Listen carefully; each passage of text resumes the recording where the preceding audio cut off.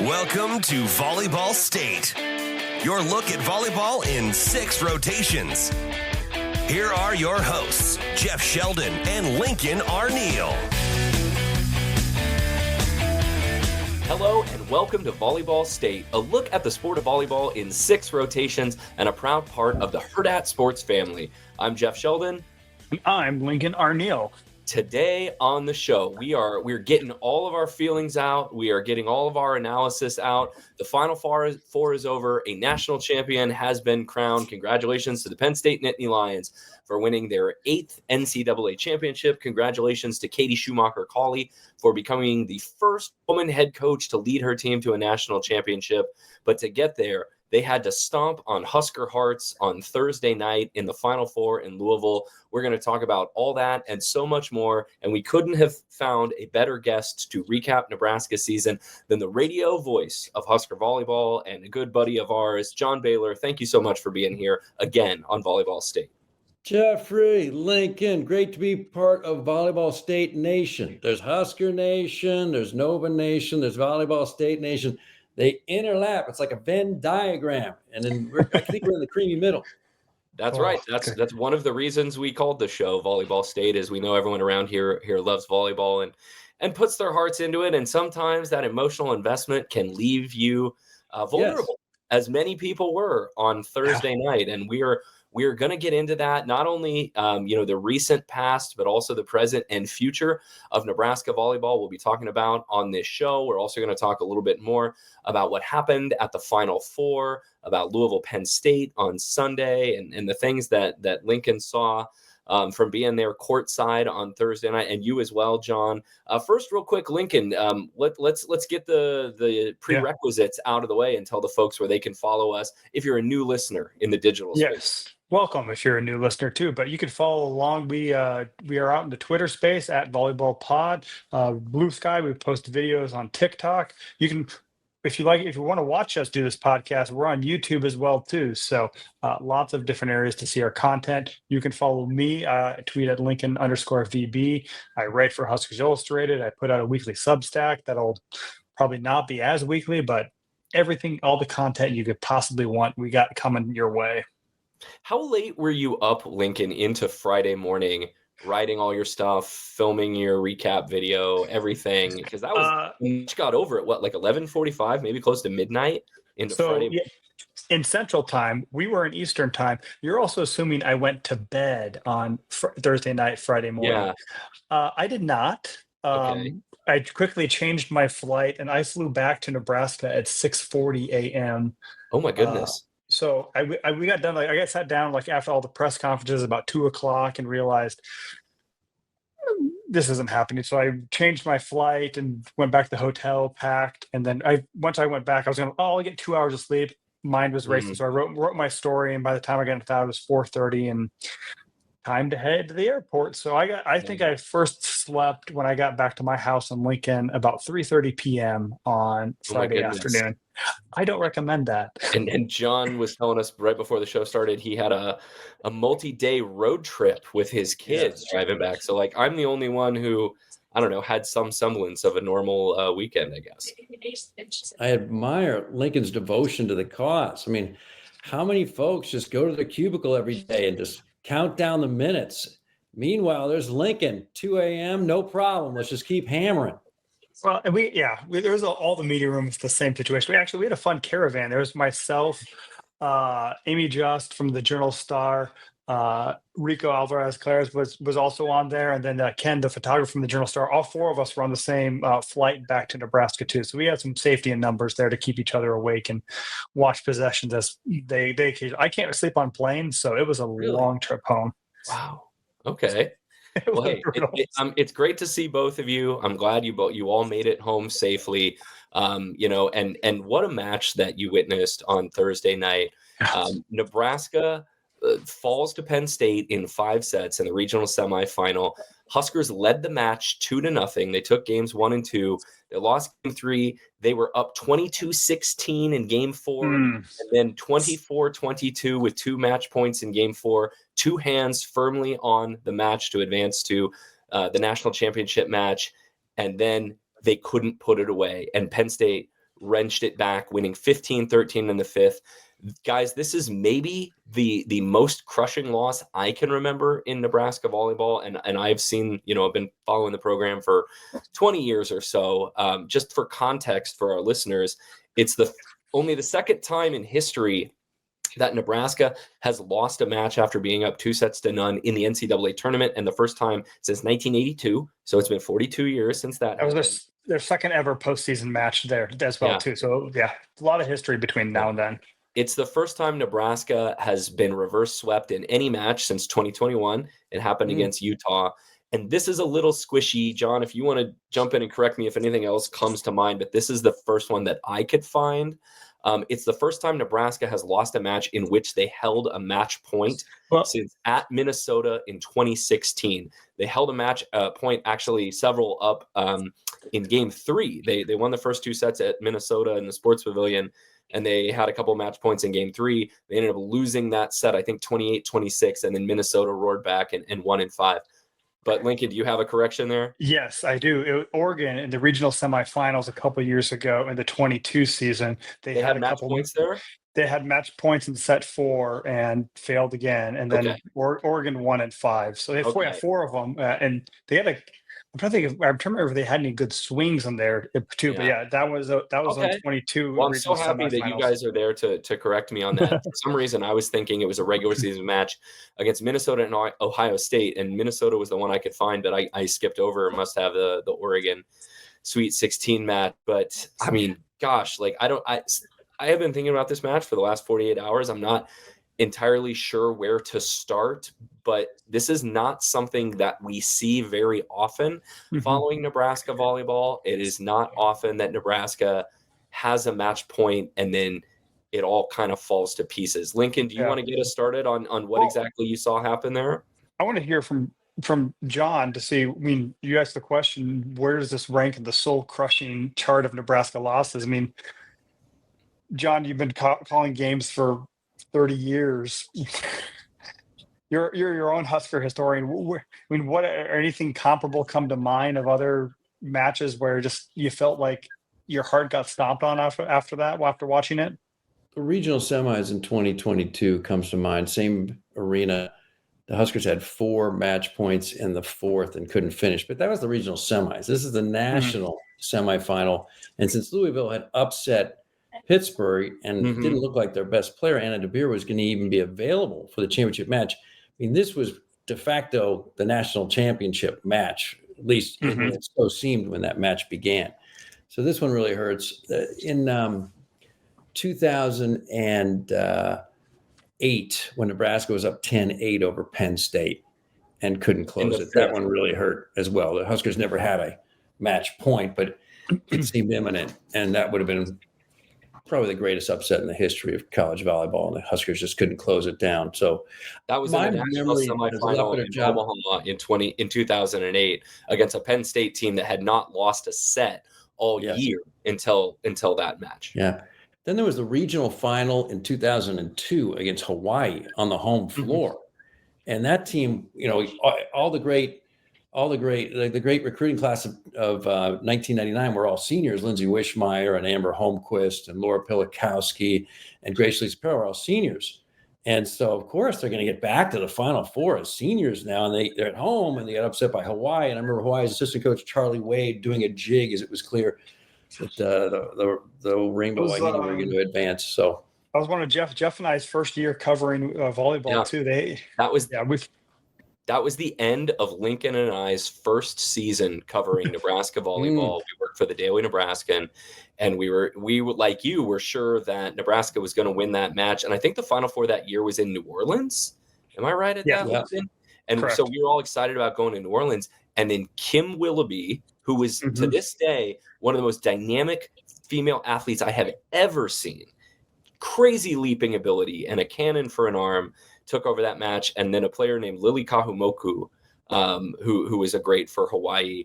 Those two players just stole that match and took it over and beat Nebraska in the Coliseum.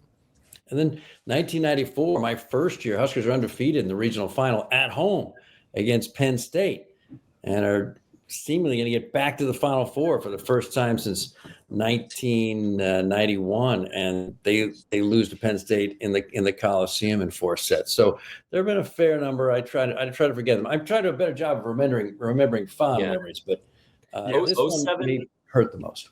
07 regional final, right, where they got swept by Cal when everyone thought that they were going to go back to back and win the title after winning in 2006. That was maybe the most shocking loss I can remember because they got swept.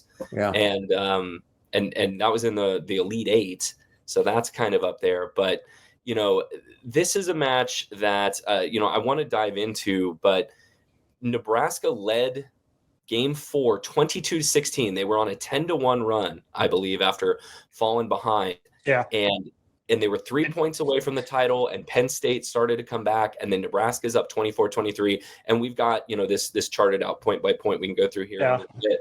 But two chances to win the match and go play for the national championship. And I think, frankly, if they win that match on Thursday, they win the title on Sunday. For sure. And they just can't get a ball put back. Yeah, I want to talk about that 10-1 run. I think because to me, that was a Harper Murray legacy defining run too. I mean, Harper Murray steps back. She has 3 aces as part of that too. Nebraska was down, the start of that run too. And she steps up and delivers Nebraska, puts them in front. Crowd is into it. Crowd's going crazy too, and just really great serving from her. And then right after her, Kennedy Orr delivers 4 more straight points too. So, and again, I thought I got a text from a good friend of the program,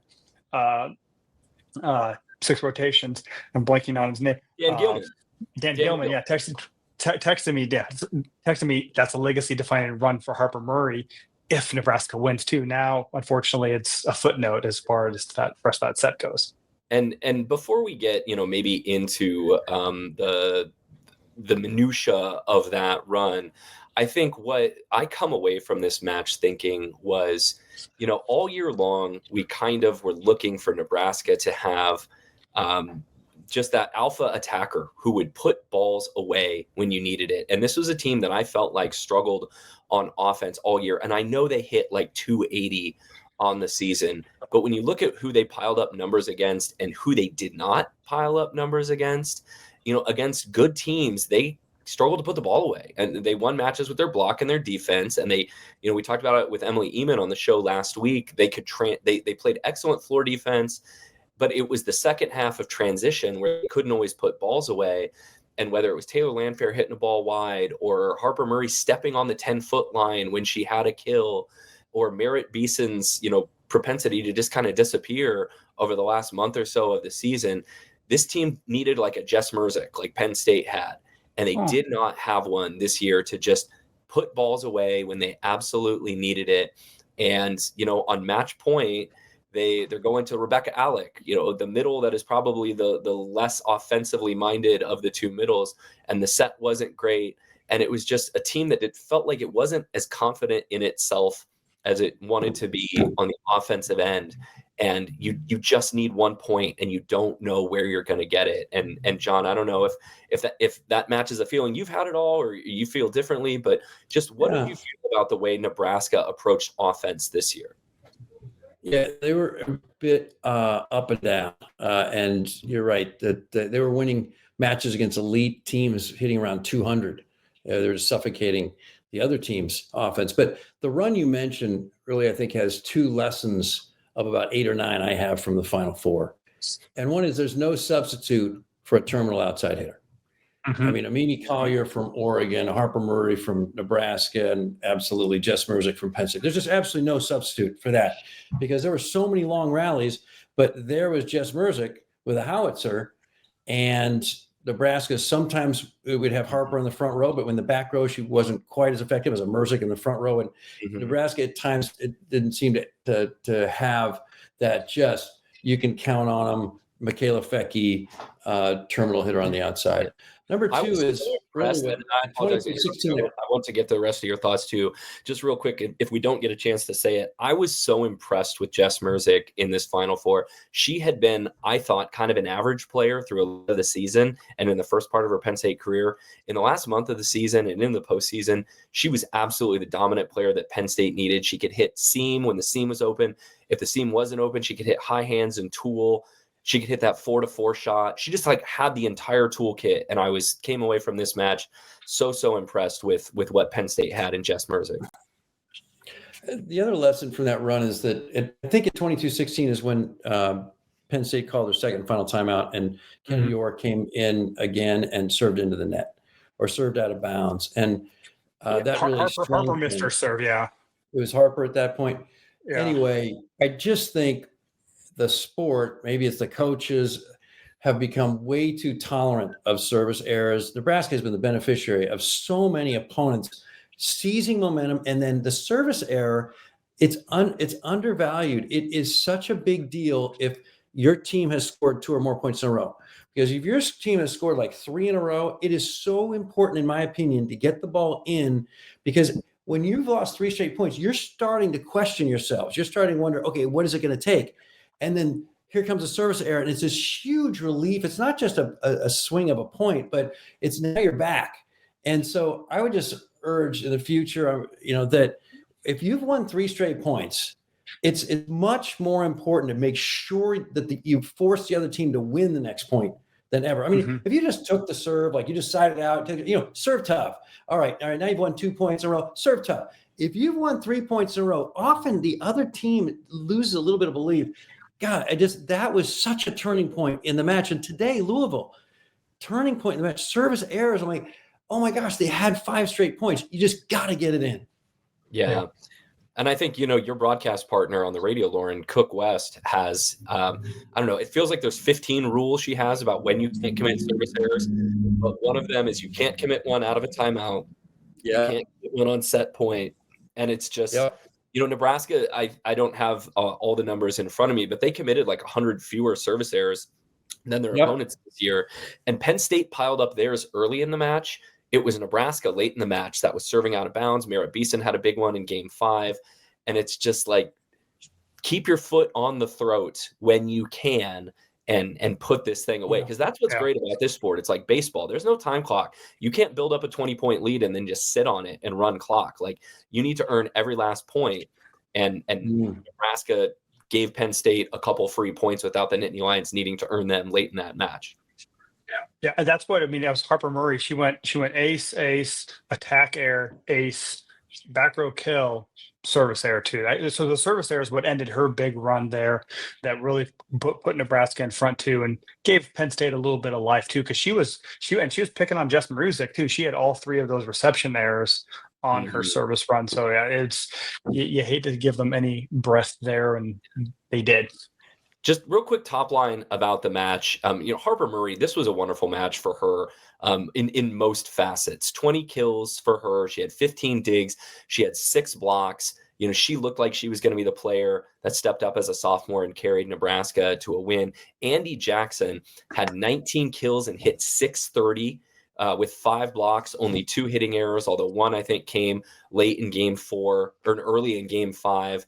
This is a player that you probably needed to find a couple more swings for if the rotations had lined up. But when you get 39 combined kills from Harper Murray and Andy Jackson, you think you feel pretty good about winning that match. It was Nebraska's other pin hitters that kind of, as we have seen throughout the year, were not able to find probably the 2 more kills they needed to win the match. Taylor Landfair had 10 kills and hit 172.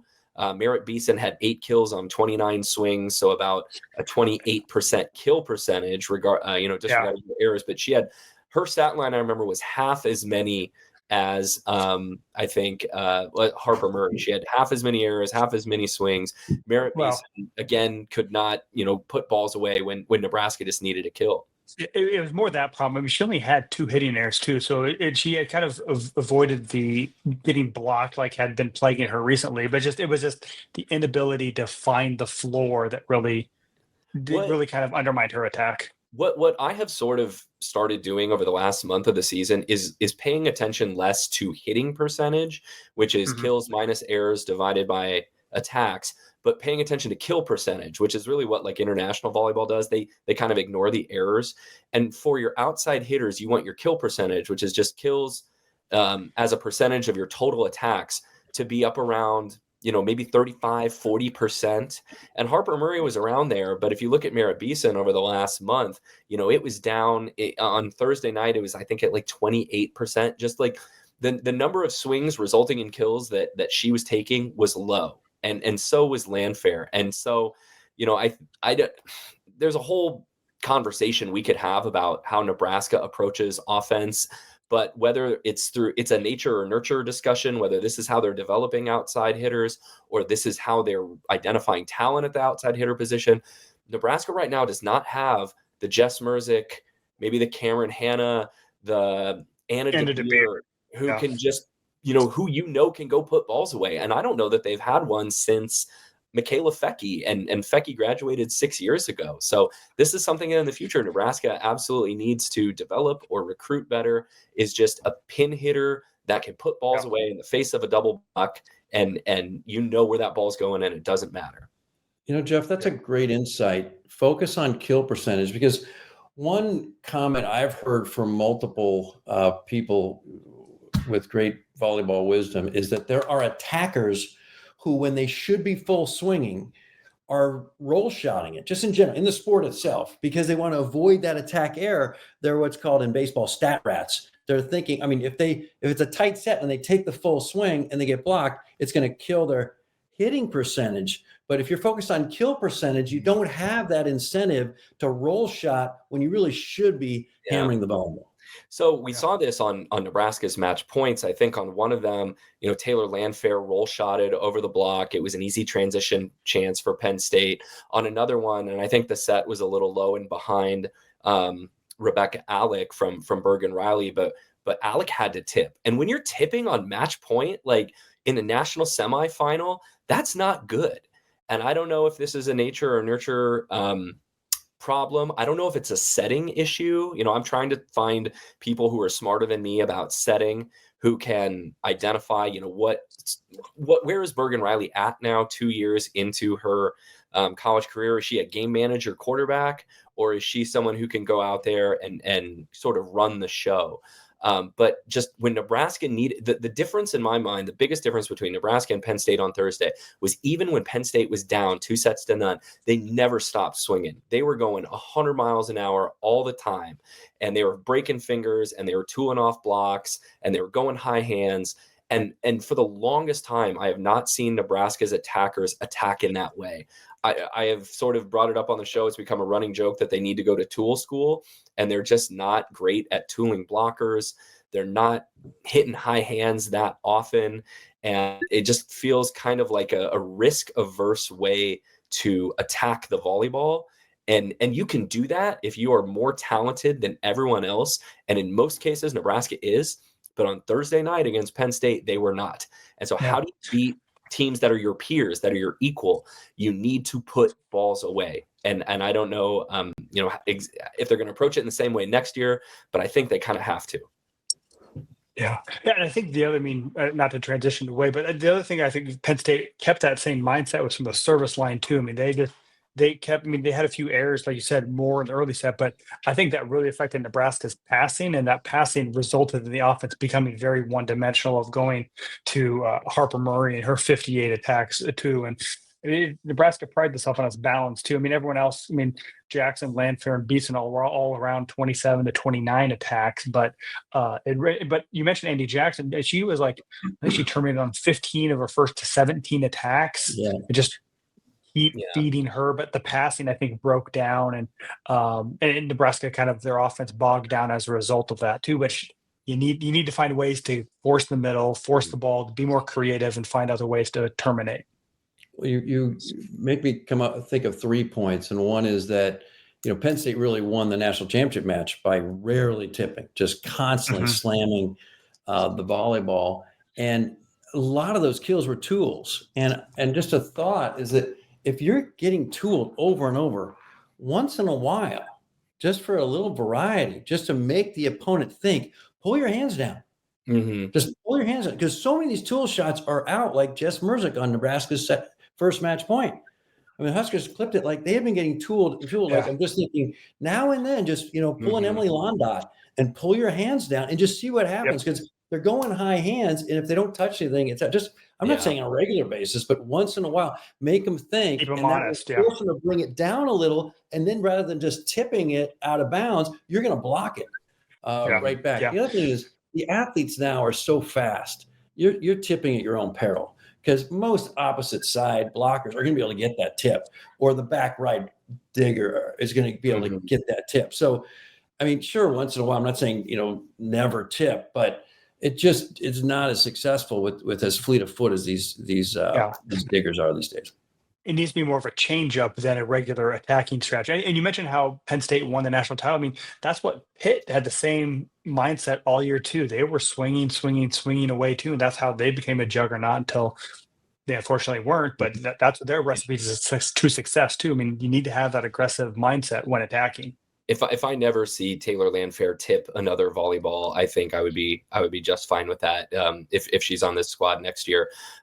Just real quick for Penn State, Jess Merzick, 26 kills on 70 swings. Nebraska seems like they never really adjusted to her. Kind of to John's point, Nebraska got tooled regularly, but also she's so good at hitting that 4-4 shot. She was doing it again against Louisville in the national title match on Sunday. And just for clarity, front left to front left. So that's the 4-4 sharp shot. Cross shot that you're counting on the wing blocker to come off and dig, and it's a hard shot to defend. Caroline Juravicius, her second outstanding match against Nebraska this year, she had 20 kills on 42 swings, giving Penn State a nice diversity in attack. But John, I hope you could stick with us just for a couple more minutes as we walk through the end of Game 4. Nebraska, for all the world, looked like they were going to win this match. They were up 22-16 in Game 4 after Taylor Landfair blocked a dump attempt by Penn State setter Izzy Stark, who we haven't mentioned yet, but I thought was so impressive this week for have a true freshman to come in and win the national title. And she was constantly bettering the ball on the second touch. She was aggressive offensively, which we've kept harping on. Like Bergen Riley doesn't really do that much of. Stark had like several dump attempts within the first 20 rallies of the national title match on Sunday. And I think really like you create a big seed of doubt in the opposing blockers' minds when you do that. She was so impressive. But, go ahead, Lincoln. I would say second straight freshman to lead their team to a national title, but not good enough to make the all-tournament team. So that was ridiculous that there were no setters on that team. But after Ella Swindle did it for Texas last year, Izzy Stark, second straight true freshman setter to win a national title. One thing I want to learn more about is why is it so tough to stop a cut shot, a Sarah Franklin or a Jess Merzick cut shot? Because it's a shorter trip for the middle blocker to get there and stop and block that than it would be going all the way to the pin. And then for the right side blocker, you just take a step in and you can close it. And then you force the outside hitter to go down the line, which is a much harder shot than going cross court. And you've got a back right digger back there. And, they've got 20 feet or so to hopefully react to it. I'm not saying you stop it every time, but I'm just trying to understand why so often that cut shot is inside the double block when that's a longer trip for the middle. Just take one less step. You'll be there faster. And you just ask the right side to come in one step. You close it. I clearly this shows my naivete because it's a shot that's been effective in the game forever. I think blockers aren't set up to defend it that well. They don't think that hitters are going to try to hit it because most hitters don't have the ability to hit it. And the other is when you're asking the off blocker to come to all of a sudden transition into being a digger, they just have less time to react to it. And I think that's part of it. And then sometimes the hitters can hit the ball inside the block, but still find the seam between the shallow blocker and then the back right defender. And I don't know. It's just Penn State has found a way to, and Sarah Franklin, as you mentioned too, has found a way to make a lot of hay with that shot. Yeah, that cut shot, you're not going to dig it. I mean, I think it's either going to be out of bounds, but I think it just makes sense that it's more blockable than it usually is. I mean, Jess Merzick against Louisville, and this is one of the best blocking teams in the country, cut shot after cut shot. It's like, why is the middle going so far over the right when clearly she's one of the best, cut shot, makers in the game? So. So Nebraska was up 22-16 in game 4. Landfair sails a cross-court shot out of bounds to make it 22-17. Then the big play, Harper Murray gets a roll shot to drop. It was a beautiful shot over the Penn State block, but she stepped on the 10-foot line. She was attacking from the back row, and that makes it 22-19. And Nebraska just can't find another kill for a while. Bergen Riley finally tried to dump a tight pass for, I think, the first time all match, and she got got blocked by Cameron Hanna to make it, I think that was 22-19. Murray finally got a kill, and Nebraska has some more breathing room. It's 23-19, so you're still up 4. When Penn State scores again to make it 23-20, then it's Taylor Landfair taking a swing and is dug. And one of the things, the other thing I thought was so impressive by Penn State was their floor defense. Mm-hmm. When they're digging balls, if Nebraska's not hitting the ball 100 miles an hour, you can dig those balls to your setter easy. And when Nebraska was digging Penn State shots, they were off the net and out of system. And Penn State was digging the ball right to Izzy Stark, and off they went. Mruzek gets the kill. Cameron Hanna gets a kill back to back. All of a sudden, it's 23-21, and you're starting to hyperventilate. Rebecca Alec finally gets a kill, a great set in the middle, puts Nebraska up 24-22. Huskers have 2 match points, and you're like, all right, who's going to be the one that puts this away and sends Nebraska to the title match on Sunday? Penn State, I think, first ball side out. Nebraska never gets a swing at the first one. Mruzek goes hands again to make it 24-23. Nebraska players actually come out on the court at that moment. They thought they won. And John, I don't know if you recognized it as a tool at the time, but I think this was a play where the officials kind of took their time in looking at each other on whether or not they were going to rule a touch on that one. But you think Nebraska maybe has the match won at that point, but all of a sudden it's down to 1 point. Yeah. And I think there was some, like Jalen Reyes and John Cook were talking about challenge, but you watch the replay, it clearly went off Alex. She tried to block it. They went high hands, it went off her hand. So it was a good non-challenge because it was fairly obvious, but it didn't change the direction of the ball much. It just kind of grazed off of the block's hand. And I thought first instinct too was from courtside. It looked long because the block didn't change the direction of it. And a couple of the players took a couple steps on and they go, oh, no, we better turn around and retreat. Well, so I have headphones on, so I don't hear the touches typically, even though I was right next to where it happened. But at that point, I just assumed there's a block touch because she had just done it over and over. She doesn't miss. She's like a tool shot maker in the mold of Maddie Kubik, and then against Louisville, the same thing. I'm just thinking, now and then pull your hands down and just see what happens, and just give her something more to think about. Make her hit that deep corner shot that Michaela Fecchi was always hitting. So Nebraska's up 24-23. Penn State again serves tough. Nebraska passes tight. And then for maybe the first time all match, Bergen Riley tries to, Riley doesn't try to dump here. She tries to set Alec, and Alec is maybe a little bit too close to the net. The set is low, and she can only tip it. She can't get a full swing at it. Penn State easily digs it. And then Caroline Juravicius, who had a wonderful match on Thursday, does what Nebraska's hitters struggled to do on Thursday, which was to tool the block and get the ball to land out of bounds. All of a sudden, we are tied at 24. I thought that play was a lot closer than it looked initially too. I mean, Nebraska did challenge this. I think they challenged in out, but I mean, it was a foot out of bounds. It was out of bounds, yes, but I think it was very close to hitting Juravicious's leg as she landed too. I mean, she didn't land too far away from it too. So either you push the block a little harder back at Penn State, because Juravicius was right there with the attack, and there's not much space in that pin too. So again, it's just that tip by Alec, and then the block. I thought 2 chances to really kind of to win it, and neither of them fall Nebraska's way, because Penn State had a nice diving dig to get Alec. I mean, there was an opening in the middle of the defense, but their floor defense was really, really impressive. Yeah. It's not just that Nebraska was tipping everything, but Faldudo and I forget who. Jillian Grabs had 25 digs for Penn State too. She was picking up all of those tips. Really great back row performance from Penn State. The other area, and John, I'd love to get your thoughts on this too. We talked about the lack of serving errors for Nebraska, and a lot of times that can come at the expense of some passive serving. I felt like Penn State serving, as Lincoln mentioned earlier, really was they were the aggressor from the service line, and Nebraska couldn't really break Penn State down with their serving late in game 4 and into game 5. Olivia Mauk and Lainey Choboy had some tough passes as Penn State was kind of serving zone 1, that back left a lot. And Nebraska just couldn't, find the alchemy to get Penn State out of system to steal that last point. I love that word, alchemy. Now, I think you're right. You know where I stand, though. I mean, if you serve tough, if you just took over the serve, or if you've just got 2 points in a row. Beyond that, though, I think you plant doubt in the opponent and keep the ball in. So, they had 13 service errors going into that 5th set. Nebraska only had 5. Perhaps the Huskers could have been a little more aggressive at times, but boy, those service errors in the 5th set for Nebraska really hurt. And then that service error when the Huskers had that big lead late in the 4th really hurt. It's not so much the number of service errors, it's when they occur. Yeah. And we joke that when the opponent calls a timeout, typically they're reeling, right? That's why you call a timeout, stop the music.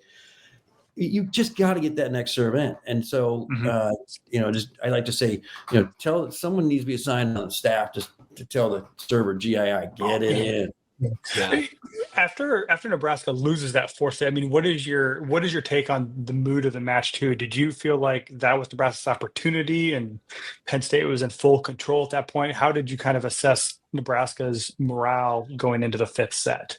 Full control, no, but clearly Penn State had all the momentum, but this was a Nebraska team that was 2-0 in set 5s going into that 5th set, and they find a way. I mean, they had a match point against them when Purdue was in the Devaney Center and won that match. Creighton had Nebraska on the ropes in the 5th set, so they often would give up long runs and still win sets. So you just had to believe this group was going to figure out how to do it, but. You got 3 deuce games. It couldn't be closer. I mean, 3 deuce games. I don't recall Nebraska losing 3 deuce games in a single match ever. Yeah, it's been a while. Well, and game 5, though, I think we started to see some of that. I don't know if it was a confidence breakdown. It was certainly a communication breakdown where Nebraska started to make some errors that I'm not used to seeing them make. It was tied at 2 early on, and then Penn State scores 3 straight points on a Mirabeson service error, just long.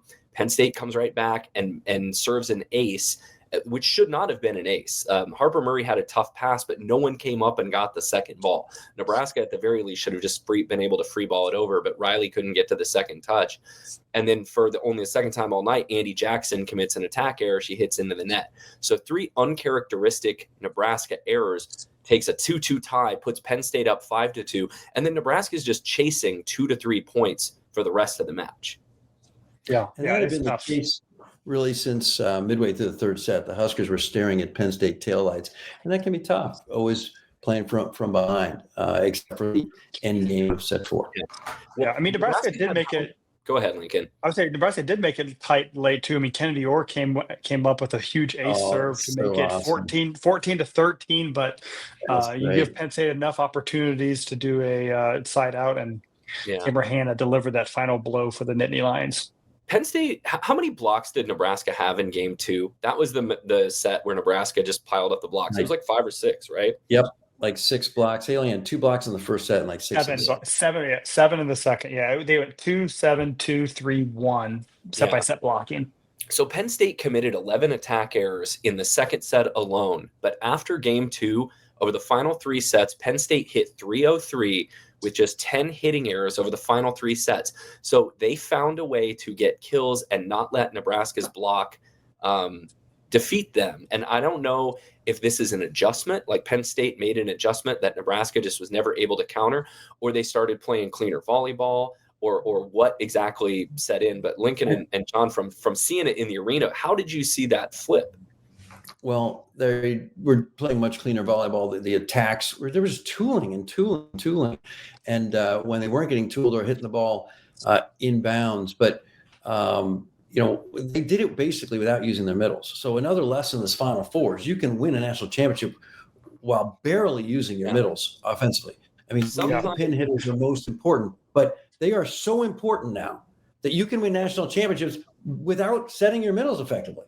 Yeah, I mean, their three middles combined for 7 kills on 21 swings, and they even switched out. Jordan Hopp came in for Maggie Mendelson late in the match too, so they were non-factors at all. Think how the game has changed. In '95, Allison Weston is the National Player of the Year, and the Huskers set their offense around her, and she was the best athlete on the team, and she was placed as a middle. And now you can win national championships basically with middles who don't really have much offense and are just there to block. And the game has completely flipped. We have used the word balance so many times in talking about Nebraska this season, but balance for balance sake is not, necessarily virtuous, right? In this sport, you need to send the ball to the people who are going to put it away. And I just remember, it's not like it's a revolutionary strategy to be like, have good pin hitters and set them the ball a lot. But I remember talking with Jared Elliott after one of those Nebraska-Texas matches back in like 2015 or 2014 or so. And I think I brought up looking at the box score, I was like, hey, this your pins took all your swings. And he goes, yeah, that's how we figure out our best chance to win the matches is if your pin hitters win their battles the majority of time over the course of a match with all, high aggregate scoring sport, we're going to win. So yeah, we send the ball to the outside and that's how we win. There are 14 players on each of the 3 All-American teams. There's only one middle on the first team, and that was Andy Jackson.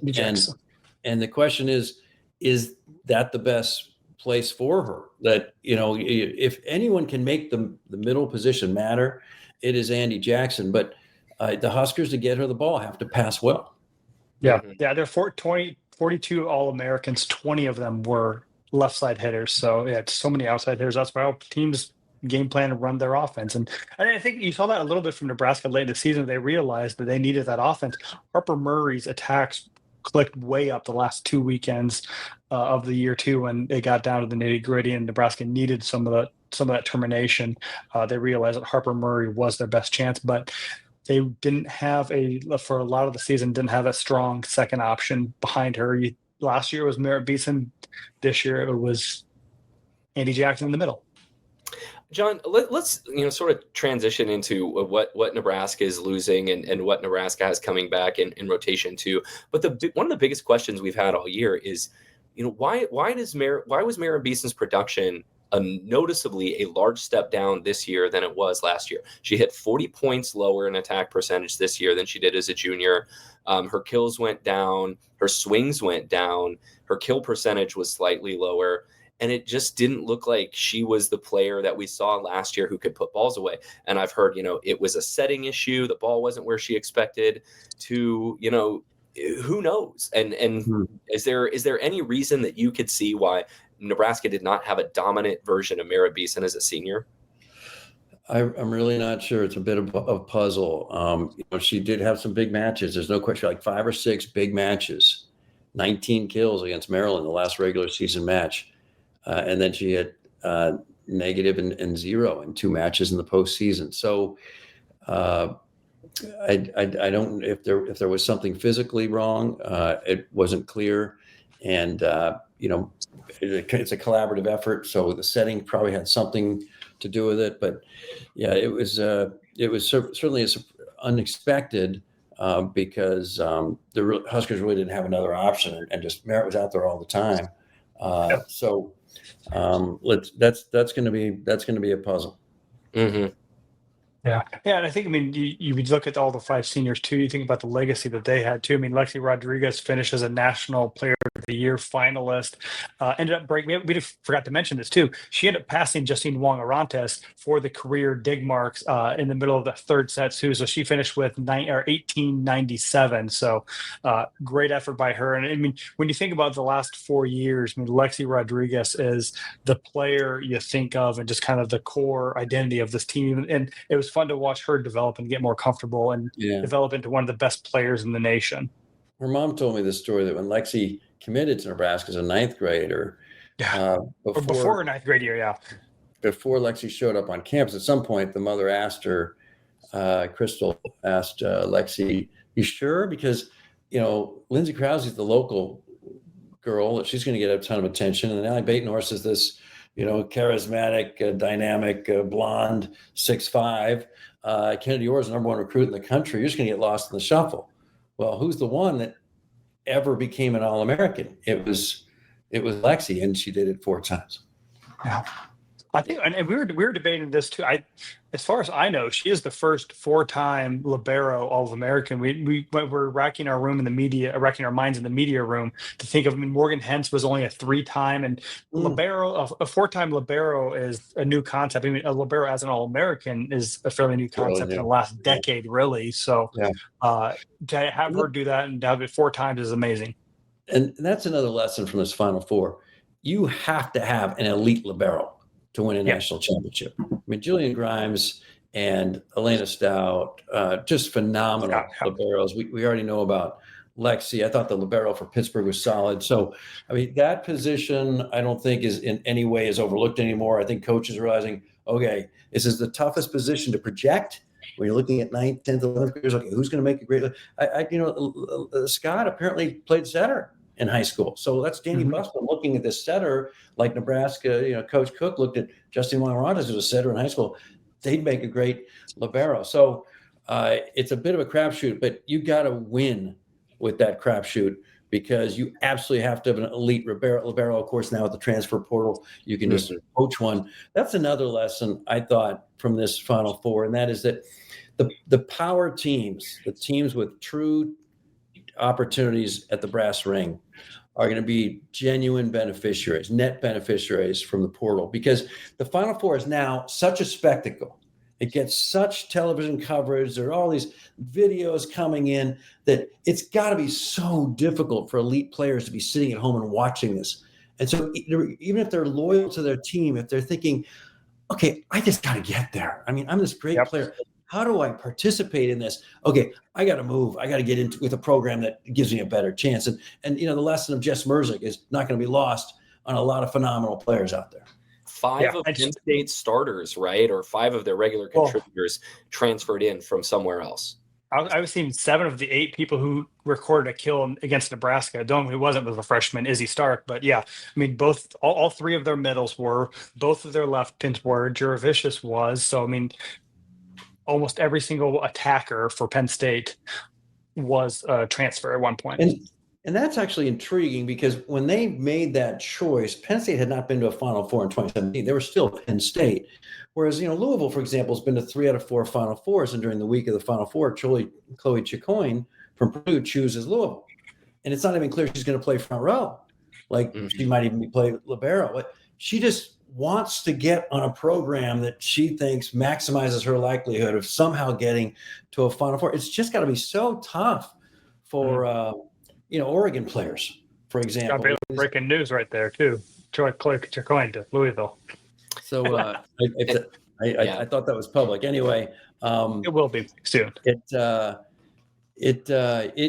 just got to be tough for elite players on Florida State and Miami and Oregon and Purdue and Ohio State that just can't seem to get to a Final Four to watch it now and see all this coverage and celebrity and the stories. My goodness.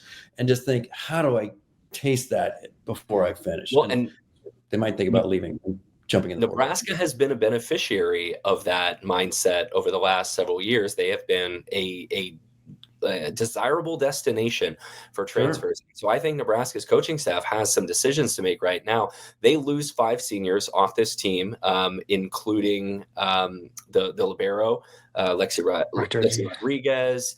Let's see, they're losing Mirabeson, so that's an opposite spot. And they've got a great freshman class coming in addition to Skylar Pierce, who was a freshman this year and redshirted, did not play. Nebraska has the chance to say, okay, we're going to roll with our young players and be confident in their ability and our ability to develop them as coaches, or they're going to, maybe have the chance to go out and bring in a real difference maker in the transfer portal. And to just be super transparent, when we're recording this right now on Sunday night, there is no indication from anywhere that Nebraska is losing anyone to the transfer portal or is actively seeking someone in the transfer portal. I have not heard anything. By the time you listen to this could all be different because of how quickly everything happens in the portal. But as of right now, Nebraska knows who they're going to have next year. And I think it next year gets real interesting because you've got some talented young players coming in, So do you want to roll with them, or do you want to go out and try to find a player who is an opposite or a left side that is a real difference maker? Because I don't know that there's anyone in the transfer portal right now that would make Nebraska markedly better. Yeah, I mean, there are a few names, but they're not coming to Nebraska too. I mean, you meant Chloe Chicoian is not coming to Nebraska. Aoife Hudson not coming to Nebraska as well too. And there's a few other names out there, but as far as what's known right now, people that end the portal, there's still another week or so to get into the portal, but no one is doing that too. And that's what they thought when Taylor Landfair was supposed to. She was supposed to be the program changer, and she turned out not to be the same player that won the Big Ten Player of the Year back in 22. So that's what Nebraska, that's their situation they have, and they're banking on some of these stud recruits coming in. So let's see. Nebraska next year, let's run through who they lose. They lose Mirabeson, Lindsay Krause graduates, also Layla Blackwell. Both Krause and Blackwell played in reserve roles this year. Those three players are all going to be in the Pro Volleyball Federation. Mirabeson was the #1 overall pick in the PVF. Lexi Rodriguez, it was just announced this past weekend that she is actually going to go play with the League One Omaha franchise with Justine Wongerantes. So that's interesting. Yes. Nebraska's last two award-winning liberos, or not last two, but two of the most decorated liberos in Nebraska history are going to play on the same professional team, and only one of them is going to be able to play. So that's going to be a fun situation to watch. And there's also a German, Annie Caesar, who's on the German national teams, also on that team too. They're at lots of libero depth. And then the other one is Kennedy Orr. I don't know what her plans are, but when I talked to her kind of last month, it sounds like she's going to pursue some non-volleyball options and pursue a career path too. So she was the servant specialist. So that sets the stage for some really interesting position battles next year. Let's talk about libero real quick. The two players that you think are going to challenge for that position are Lainey Choboy and Olivia Mauk. Choboy is going to be a junior. Mauk's going to be a sophomore. Both of them were really outstanding defensive specialists. And, I would look for that battle to go into the fall to see who is going to be the Huskers' next libero. Also a freshman from Lincoln Lutheran, Carrie Leinbach, is going to come in and be one of the defensive specialists. So Nebraska should have another talented group of DSs, of littles. The one to really keep an eye on, I think, is at opposite, right? You've got nobody right now except for incoming true freshman Ryan Hunter kind of is a natural opposite. And Hunter is coming off of ACL surgery a year and a half or so ago. So she has been dealing with a major injury. Lincoln, John, do you potentially move somebody over to that spot? Because you have 4 players who can play on the left. Does Taylor Landfair move to the right side? Does Skylar Pierce move to the right side? Do you bring Tariah Sigler in and kind of see where she fits best? But you need a Terminator over there on the right. Yeah, I mean, Taylor, maybe she's a pretty good block, and the right side blocker is perhaps your most important blocker because the opposite side is taking so many swings from their left. And then, Sigler's another option. But that may be a position where the Huskers go shopping to find an opposite. Yeah, and that's what I think I said. My one thought, if Nebraska does go shopping, is for a one-year player, because you do have Ryan Hunter, who's had surgery in March, that hopefully she can get back up to speed. And you got another opposite in the 26th recruiting class, Jaden Robinson, who I think you don't want to delay those people too long, clear the path. But if you can find a one-year opposite that can contribute. But as far as what's on the roster, I like Landfair a little bit more as an opposite as opposed to Pierce, even though Pierce has some experience. Just I think the physicality, Landfair is a better blocker. Pierce looks like a left pin hitter, just her build and her also the shots that she has too. I think she fits better on the left side in the long term. I am not super well versed with all of the opposite hitters who are in the portal right now as we're recording this show. One that was kind of on the radar potentially was Grace Lopez from Miami, who Nebraska saw up close and personal in round 2 this year. Had some really big numbers in Miami's wins over Texas and Stanford. She's going to go to Wisconsin, it turns out. So Wisconsin's going to, do their thing in the transfer portal as well. And I don't know kind of who else is out there that could elevate that position for Nebraska. So maybe this is a year where John Cook and his staff say, hey, we're happy with what we have. We don't know exactly what the lineup for next year is going to be, but we have faith that we're going to, put these players through a competition and a strong one is going to emerge. Well, when you got Harper Murray, Andy Jackson, Bergen Riley, Lainey Choboy, and Olivia Mauk, and Rebecca Alec, that's a pretty solid core to build from. Absolutely. For sure. We got a couple questions to get you out of here, John. Kind of, again, big picture. Just want to get your thoughts. Kind of, I mean, now that we look back at the season, what will your lasting memories be from this year? If you had to make a scrapbook, what's your lasting memory and takeaway from this year? Oh, the rock show that was Nebraska volleyball on the road. Just the fans. They were, they embodied the growth of the sport. I mean, there was no Caitlin Clark. So you wonder, is women's basketball here to stay without Caitlin Clark, at least in the NCAA anymore? Whereas this was just the sport of volleyball, and they sold out the national championship match. There was no Nebraska. So Nebraska certainly stimulated bigger crowds and set arena records wherever they went.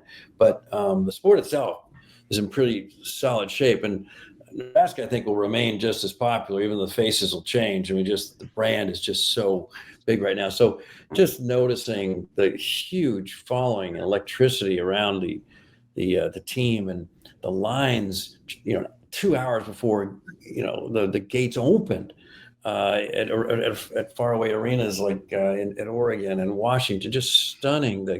In Ohio State, the crowd waiting to meet the Huskers after the match was bigger than the crowd waiting to get autographs from the Buckeyes, who had scheduled an autograph session for the team afterwards. Just there's that. There's the smile of Lexi Rodriguez. There was the skill of Lexi Rodriguez. That she's a once a decade player, at least. The emergence of Harper Murray. I mean, she's got to be in the conversation for most improved player. Most improved team this year was Louisville. I mean, what they did over 3 months is just stunning. And that team was moribund when we played them. We had our way with them 3 months ago. And here they are with, battling 3-1 in the national championship match without their best player. That's an incredible coaching job.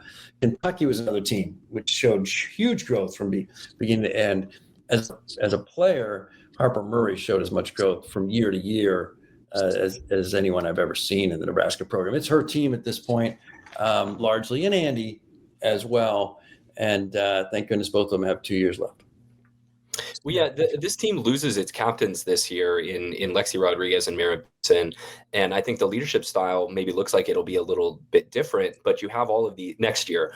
But you have these players who came in this really decorated recruiting class 2 years ago, who have been rock solid contributors and on-court leaders for the first 2 years of their career. But now they have to shoulder the burden of leadership of the entire team, and whether that's Bergen Riley or Harper Murray or Andy Jackson. John, do you see that the temperament or the people are on this team for next year to really lead them forward? I think Harper's ready to be a leader. I think Andy's absolutely ready to be a leader on this team. Bergen's going to need to be a leader on this team. But Lindsay Krause was the closest thing I think we had to like a yeller. Get in your face yeller, and they can be healthy. It's healthy to have someone like that who really instills urgency when adversity strikes. And so we just had so many wonderful, kind souls out there, and so I think Andy might be that yeller, maybe Harper as well. But we've had fabulous chemistry the last 2 or 3 years, preserving that, but yet adding perhaps, someone who's a little more demanding as a Christy Johnson-like leader is going to be a tough needle to thread. I think my 2 picks for captain, I was talking with about this, some other people. I think my picks are Bergen and then Rebecca Alec. I think Rebecca Alec is that lively personality. I remember I talked to her after between her freshman or before her sophomore year. She was captain of one of the USA junior national teams, and she wants to be a captain at Nebraska too. She takes that very seriously. Hometown, she's from Waverly, but hometown kid. I think those two, those are kind of have very different personalities. And I think it'd be good for Bergen to kind of get that more, put her more in the spotlight, to come out of her shell a little bit too. So there's a lot that can happen between now and next summer when they figure that out. But those are my picks, looking at what this team's existed like the last couple of years to the next generation of leaders. That's a great call. Whenever I see Rebecca, I say, boy, I saw you twice on my drive down here. I mean, she's on every doggone billboard in town. I mean, she's such a leader, and she's such a leader in the community. She makes fabulous speeches. She takes positions on issues. I mean, she's got some courage. Best interview on the team as well too. But last question, we'll get this out. We mentioned the dynamics of Lexi Rodriguez. Does she make your Nebraska Mount Rushmore? Probably. So you have, I think the two greatest players of all time are Michaela Fecke and Jordan Larson. And then Sarah Pavin, 4-year starter, 4-time All-American, 1 national championship, and 2 Final Fours. Has got to be up there too. And then I think Lexi, but no setter at a school that was once called Setter U is tough. It's such an impossible question to answer. Can you put 8 people on Mount Rushmore? Can we widen it out? But I mean, I think, at the very least, she came along in the latest line of really excellent liberos. Nebraska has not struggled at that position for a long time. And to come along and sort of earn the accolades that she had over the people that she came after is absolutely remarkable. Whether, two liberos who have been on the Olympic team, and they are no longer the Diggs leader. They are no longer thought of as the best libero in school history. It's now Lexi Rodriguez. Since Danny Busman in 2006, we have had elite liberos, except for 2 or 3 years now for 2 decades. Just remarkable. Elite, like top 5 in the country every year, except for maybe 2 or 3 years. Remarkable. Yeah. Well, we have a shout out to the original libero, Lindsay Wishmeyer-Peterson too. John Cook maybe didn't give her a shout out in his eloquent speeches about the great liberos. She was the original. She's the OG back then. There. Now she's still with the program. Very nice. When she was playing, she was the best libero we've ever had. Ever. No doubt about that. Great. John Baylor, thank you so much for recapping the season with us and for taking time with us on Volleyball State. We really appreciate it. And we look forward to seeing you again as we get ready for next season. Well, it's kind of a somber conversation, but, this is real Husker heartbreak. And, when you grieve, it just shows you love something, whether it's a person or an activity. This is real grief that I think the whole state is feeling. We're going to be okay, but it just shows the connection between a state and a team. But this one hurts, and spring game's going to be in late April, early May, and then season starts in 9 months. I think fans are going to be thrilled to start again. All right, John, thank you so much. We appreciate it. Thanks for having me on. Anytime, guys.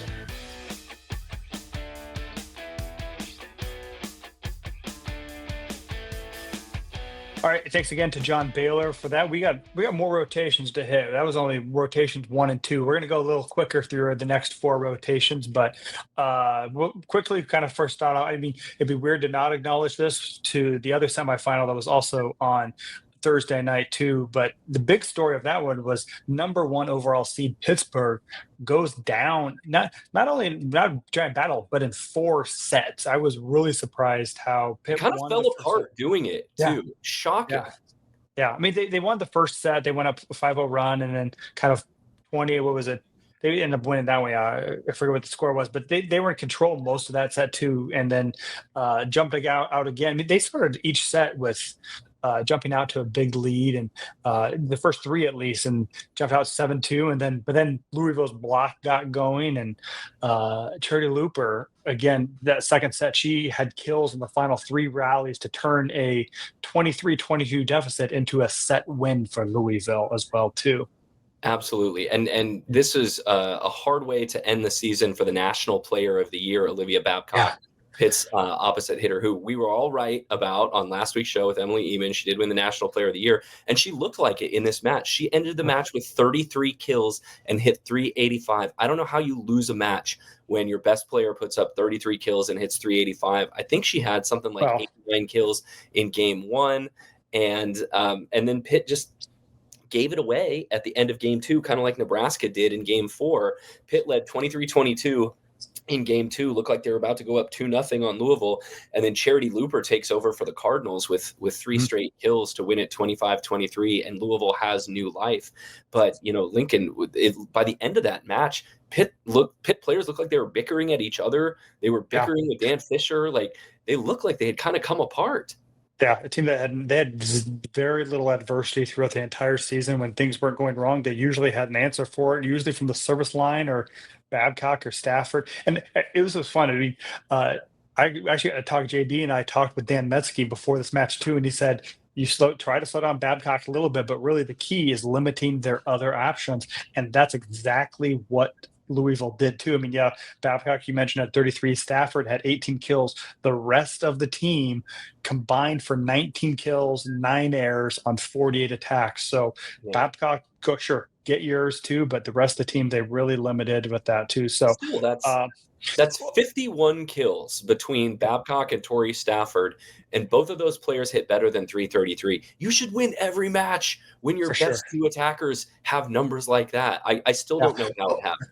Well, and the weird part was, we mentioned the hint of this earlier, but at the beginning of the 4th set, Louisville's up 2-0, but their star player, Anna DeBeer, is lying down, face down on the court, clutching her legs too. I mean, and she hobbled off. They carried off. She put some weight on her leg too. Turned out to be an ankle injury. But here's Louisville, who loses their best player, but they go on a run. They're all of a sudden up 9-3. It looked like Pitt was the team who was reeling after that, instead of the team that lost their all-star. So it was a weird, the 4th set, just like, Pitt's going to do this. Like, no, they're not too, because the crowd was into it. And it also gives shout out to Peyton Peterson, who came in. She had 2 aces to put them up 9-3-2, and she only had 2 kills. One was a big one to put them up 14-7, and then the last one was the match point. So she stepped in and really did a great job. And also just the weird dynamics of all of this. She's the daughter of Bobby Peterson, who is the Northern Iowa head coach, who had Louisville on the ropes in round 2, and had the daughter come in. So it was just very symmetrical. But you talk about balance. Charity Looper ended up with 14 kills. Sofia Maldonado Diaz had 14 kills. DeBeer had 14 kills in mostly 3 sets. So there's just great balance by Louisville, and they really rode the momentum of playing at home, and that crowd spurred them on.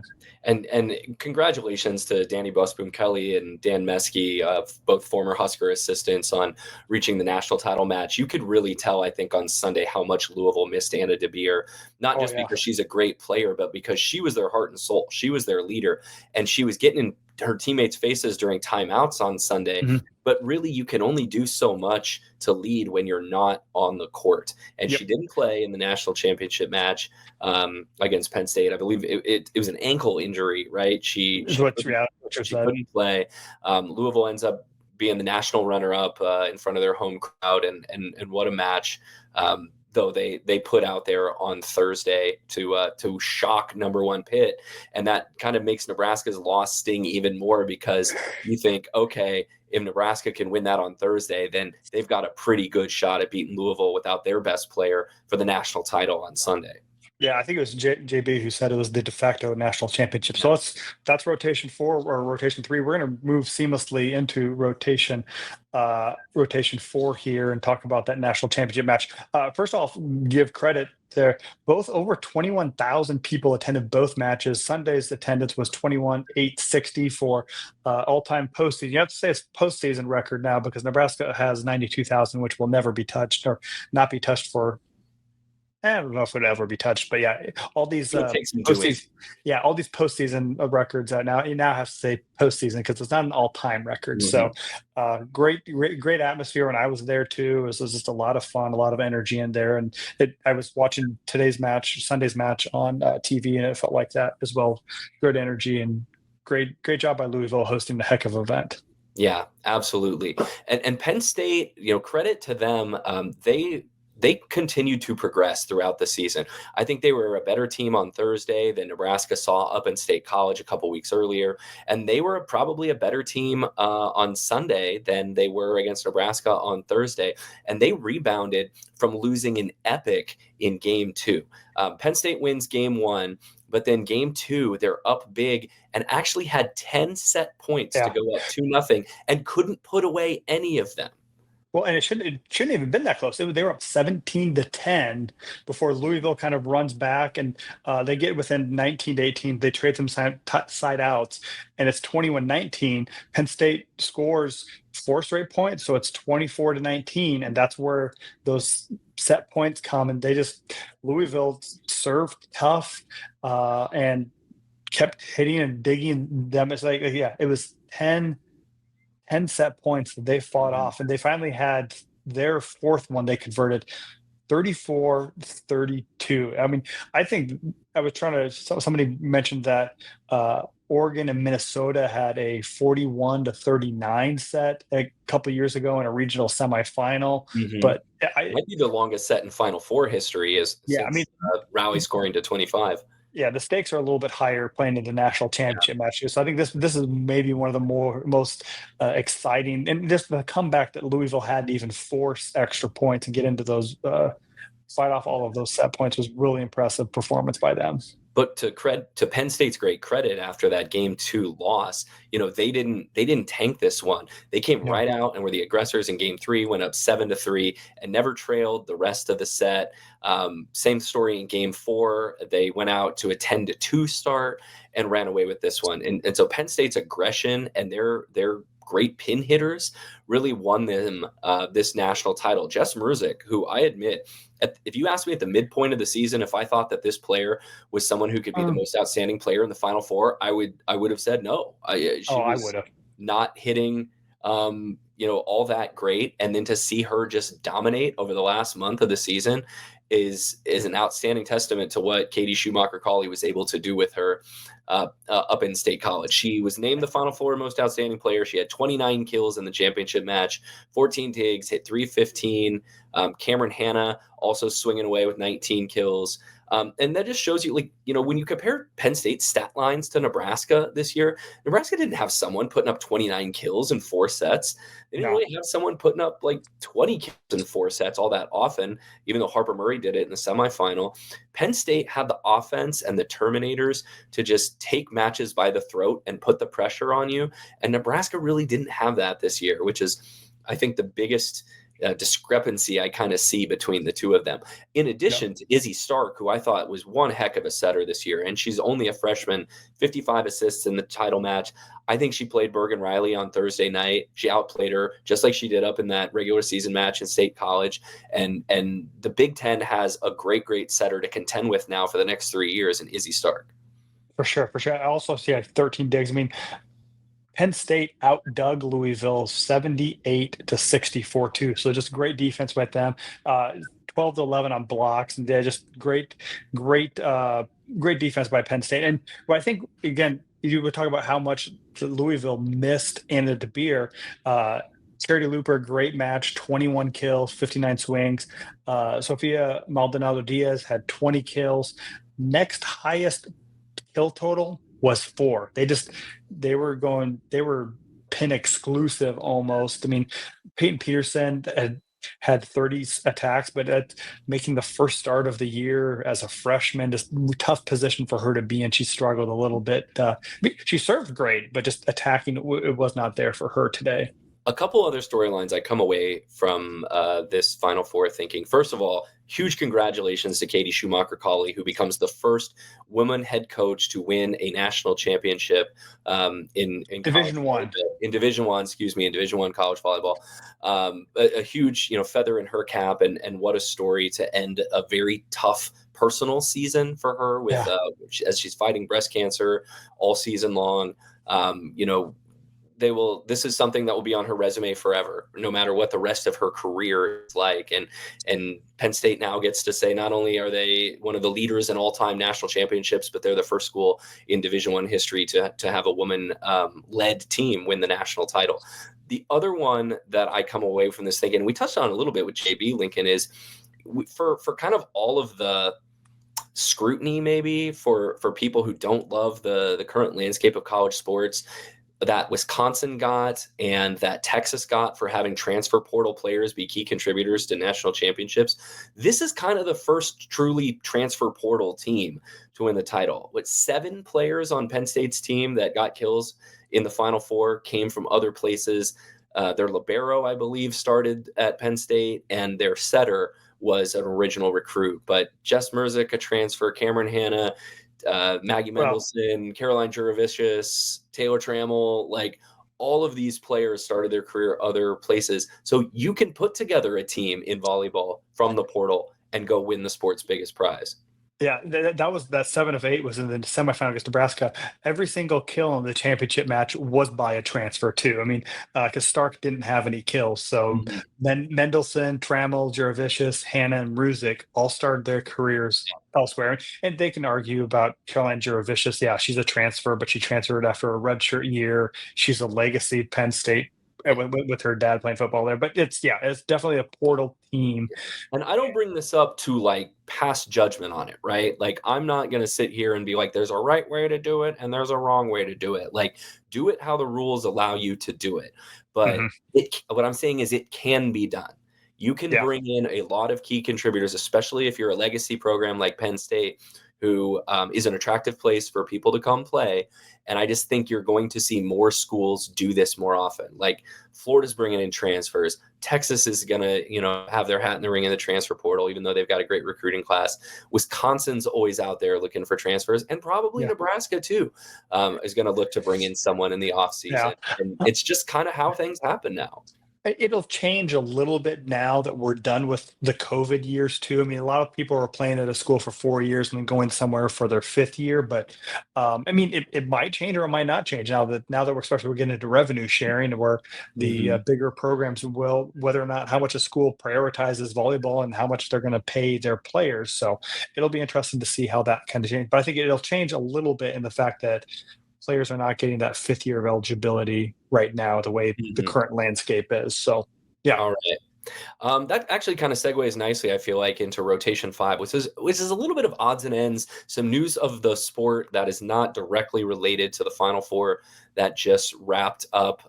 If you're looking at the Nebraska stuff, hey, 4 Huskers were named All-Americans this past week. The first team was Lexi Rodriguez, who, as Lincoln pointed out, became the first libero, we believe, to be a 4-time All-American, certainly the first one in Nebraska history. And I think she's only the 3rd or 4th player in Nebraska history to be a 4-time first-team All-American. Pavin and Katie Rolfson. Pavin was a 4-time first-teamer, and Katie Rolfson was a 2-time first-teamer, 2-time third-teamer. Rodriguez got 3 first teams and 1 second team.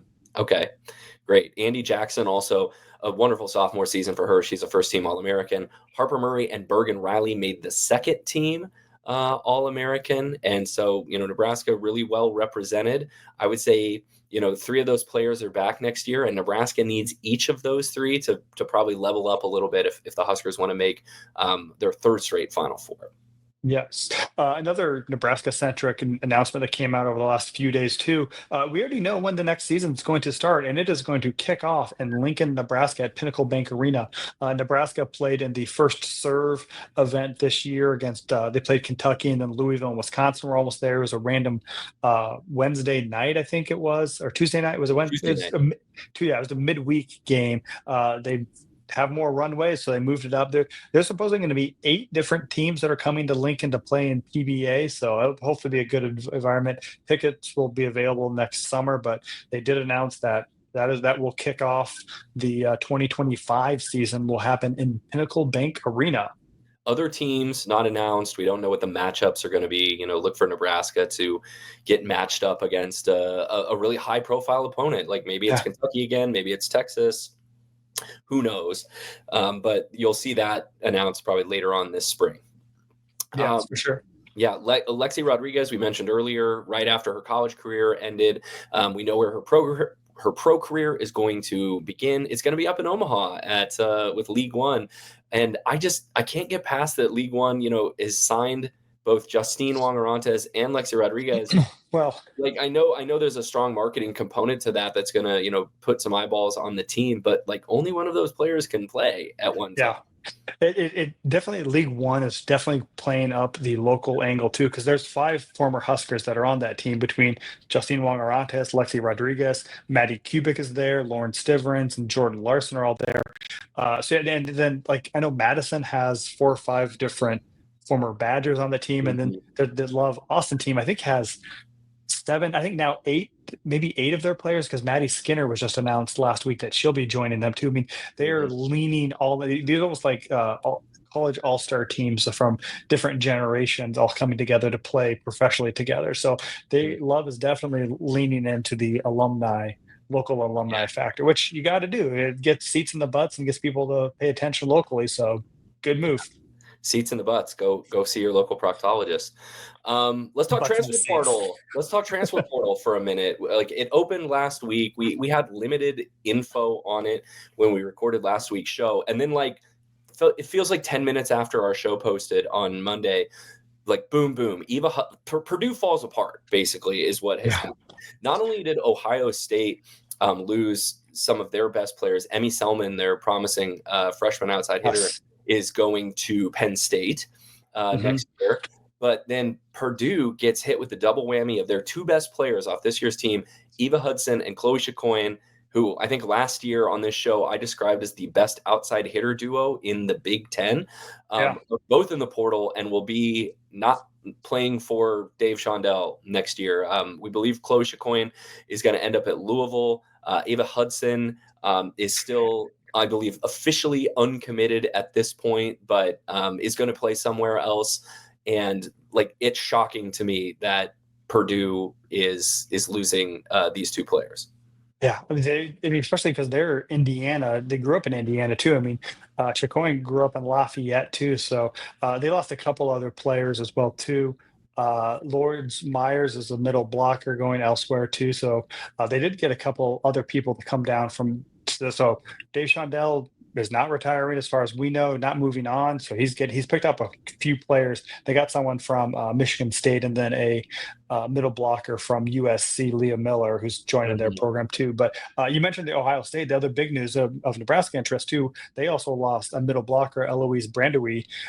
She is going to continue her career at Creighton. So that's a good pickup for the Blue Jays to kind of, they lost another one of their seniors, Elise Goetzinger, is a one-year player from Kentucky who transferred in, so they have a replacement for her in Brandewie.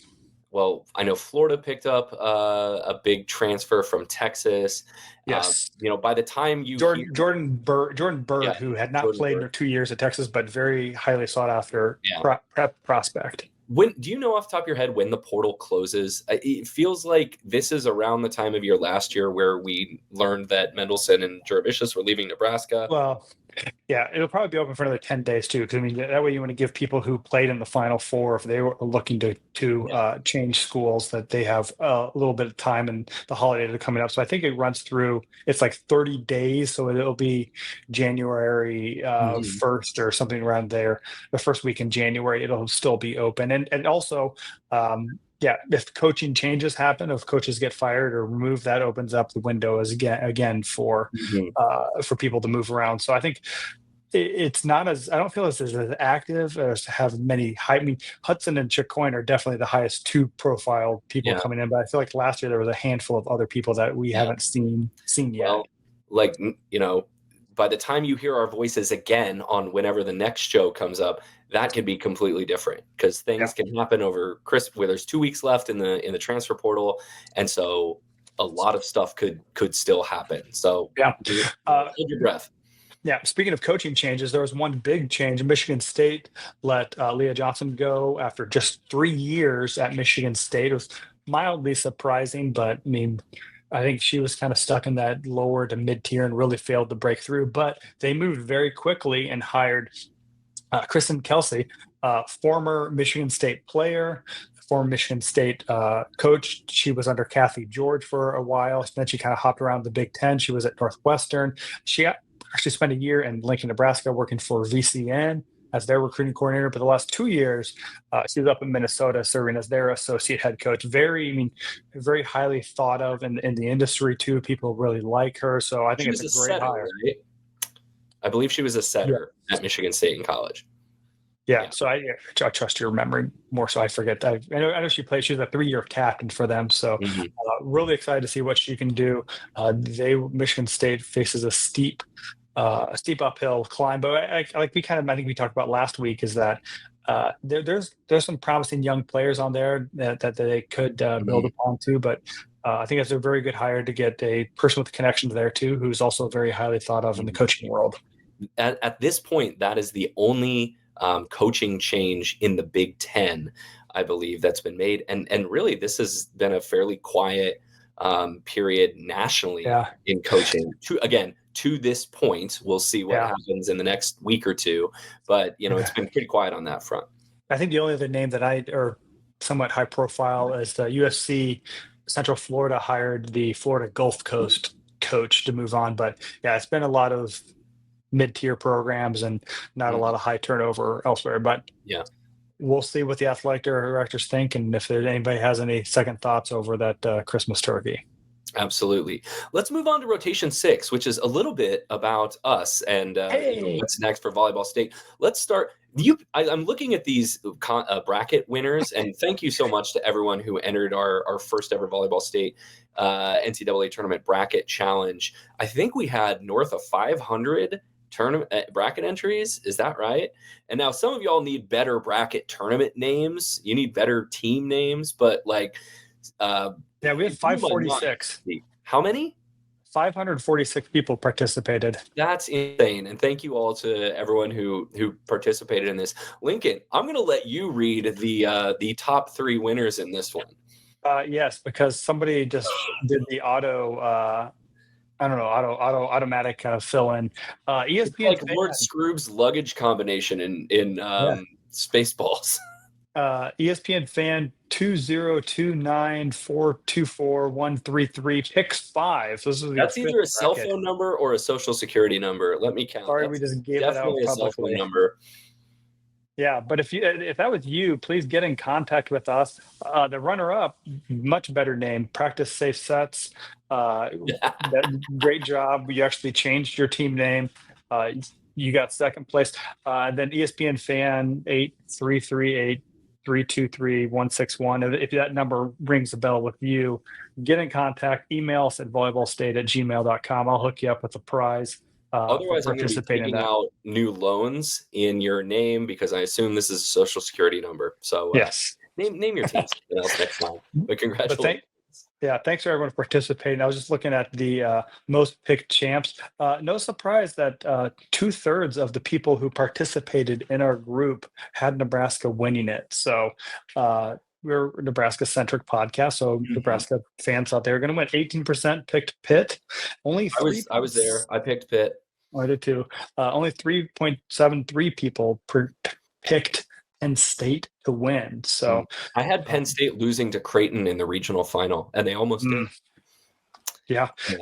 Shout out to the person who picked Texas A&M Corpus Christi to win. Sacramento State got a vote to win. Cleveland State got a vote to win. Morehead State. So we appreciate everyone participating in that. It was a fun experiment, and glad we got to go on with that. For us, this is always kind of a bittersweet time of year. Bitter because the season is over and the thing that we're able to sort of share our love about and talk about so much has come to an end for a little while. But honestly, at the end of every season, and this is the second time, this is the end of the second season, we're always kind of ready for a break. The last year, I think we did 4 shows in the final week of the season. This year, we did 3 shows in the final week of the season, and we would have done another one had Nebraska won on Thursday night. We're not going away. We're just taking a bit of a break. We're going to enjoy the holidays with our families. Lincoln's going to do some traveling. You're going to go on your honeymoon after getting married this summer. So congratulations to that. And thanks. I think we're going to take a deep breath and not have to sort of work under the pressure of producing a podcast every single week. But this season never ends now. I think Abden pointed this out on social media right before we started recording is you are not free a single month from volleyball if you really want to follow it, because the college season is over in America, but the professional season is just getting started next month. Both the PVF and League One volleyball are going to be having their first matches in January. We've got multiple pro teams in Omaha and across the country now to follow. And that's what we're going to talk about. We're going to talk about professional volleyball. Team USA still has to hire a head coach and play in some regional tune-up tournaments next year. We're going to be looking at Team USA stuff. There is going to be plenty of stuff still to come on Volleyball State, but man, it'll be nice to not have to do this every single week. I think we did 3 shows this year, right? Yeah, we did a lot of shows. Yeah, but I mean, for the people who have full-time jobs, this is our part-time job. It's a labor of love. We enjoy that too. We appreciate you following along. Again, if you want to stick with us, we'll talk about what is the difference between the two leagues, what's going on. I'll probably write some stuff for my Substack. Go subscribe to Volleyball State Substack. I may trick Jeff into writing something for there too, if his finger still works. So we got a lot of opportunities coming up. Yeah, we got a lot of stuff coming up too. The 2024 volleyball season ended, but our coverage will not. We got a lot more coming. Yeah. But hey, we're recording this on Sunday, December 26th. We've got Christmas coming up. We've got New Year's coming up. We hope all of you have a wonderful Christmas and a happy New Year. We're very, very grateful that you stuck with us through another season of Volleyball State. If you haven't subscribed and reviewed yet, that's kind of the next thing on our Christmas list is give us a 5-star review. You can find us wherever you find your podcast, Apple, Spotify. You can go to the Hurrdat Sports website. You can find us on the Hurrdat Sports YouTube channel. And hey, it's probably too late to get delivery for the holidays, but if you have a volleyball nut in your life, you can get Volleyball State merch at hurrdatsports.com/shop. You can buy things like Lincoln is wearing here, the Bald Set Spike hoodie. My Bald Set Spike shirt is a red t-shirt and I love it. I might go put it on right after this, but you can follow volleyball and show that you rep the sport all year long, no matter where you are, with some Volleyball State merch. It's never. You can start buying some Valentine's Day gift too. Get it for the libero in your life, the one that you love, or the person who has is follically challenged like we are, and you care about. So never ends there. So again, thanks for listening to us. Stay in touch with us on Twitter at Volleyball Pod. Email some thoughts, ideas at volleyballstate@gmail.com. I'm at Lincoln_VB. Jeff, where can they find you? They can find me just online at by Jeff Sheldon on Twitter, or on Blue Sky at Jeff Sheldon. One thing I forgot to mention, this is always the time of year where the shows get a little bit less structured. Yes. Which is great for the listener, because now it's a listener participation part of the show. Like, please email us your segment ideas, your questions. If you have great guests who you've come across that you want us to talk to, send all that to us either on social media or email us at volleyballstate@gmail.com. You really get to plug into the show now that the college volleyball season is over in a way that you don't probably get to during the craziness of August through December. Yeah, like last year, we had some great guests during the off season. We had Jordan Larson come on. We had John Cook. We talked some recruiting. So there's a lot of possibilities of out there. So you got any ideas? What do you want to hear? Shoot us an email. So again, thanks to Cam Broham for producing today's show and all season long. He's been the man on the controls behind the scenes. So thanks to him. Thanks to Hurrdat Sports. Remember to follow them on all the social media and YouTube. And thank you for living in the Volleyball State.